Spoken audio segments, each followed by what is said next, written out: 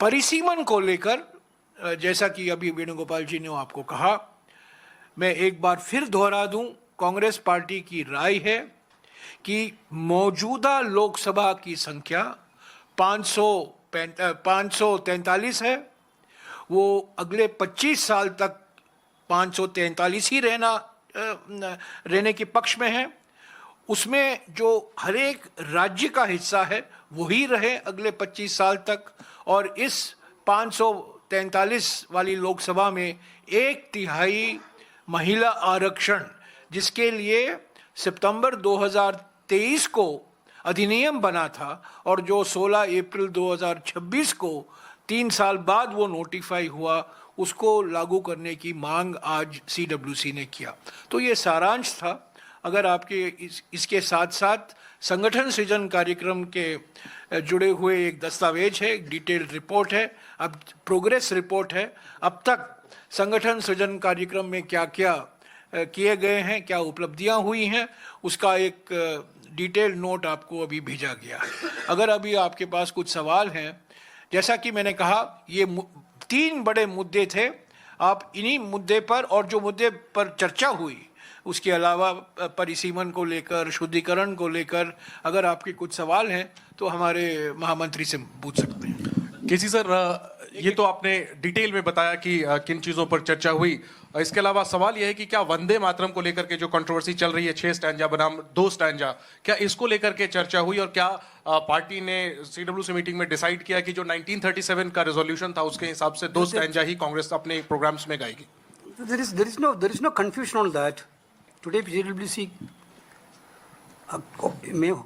Congress President categorically told yesterday CP का press conference दा clarify कर दिया, but again today Congress working में भी हम डिस्कस कर दिया। हमारा स्टैंड वेरी क्लियर है। 1937 का resolution Mahatma Gandhi ji, Pandit Jawaharlal Nehru ji, Rabindranath Thakur ji, Subhash Chandra Bose ji, this type of Sardar Patel ji, this type of topmost leadership of that point of time decided that whatever the decision they took, we will obey that decisions. We are very, very clear on that, that our Congress party workers will do that only. This is our decision. First 2 stands था। 28 अक्टूबर 1947 को वंदे मातरम 37 को वंदे मातरम पर एक प्रस्ताव पारित किया गया था। उस प्रस्ताव में जब पारित किया गया, सीडब्ल्यूसी की बैठक में महात्मा गांधी, पंडित नेहरू, सरदार पटेल, नेताजी सुभाष चंद्र बोस, मौलाना आज़ाद, राजगोपालाचारी, गोविंद वल्लभ पंत और अन्य नेता, आचार्य नरेंद्र देव मौजूद थे। और रविंद्रनाथ टैगोर, गुरुदेव रविंद्रनाथ टैगोर के सलाह से ही वो प्रस्ताव पारित किया गया था और आज उस पर चर्चा हुई। कांग्रेस अध्यक्ष ने उस प्रस्ताव के कुछ अंश भी पढ़े और इसमें कोई कंट्रोवर्सी नहीं है, कोई सवाल नहीं है। ये बार बार ये मुद्दा बनाया जा रहा है। आज का मुद्दा युवा है, आज का मुद्दा परीक्षा है, आज का मुद्दा चंदा चोरी है, विदेश नीति की विफलता है। ये इसको लेकर कोई मुद्दा, इसमें कोई कंट्रोवर्सी नहीं है। हमारा स्टैंड बिल्कुल स्पष्ट रहा है पहले दिन से।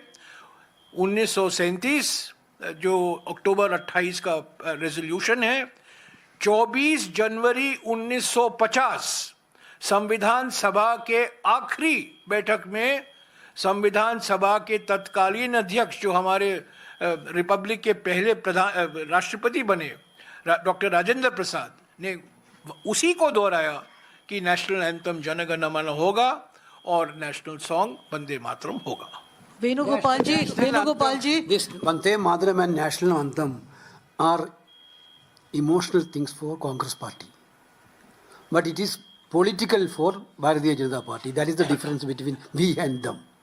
Venugopal ji, on 15th of August. Therefore, that's why we clearly, yesterday itself, I think when Congress president was in Goa, in front of him, we demonstrated it. There is no question after that. Our stand is very clear on that.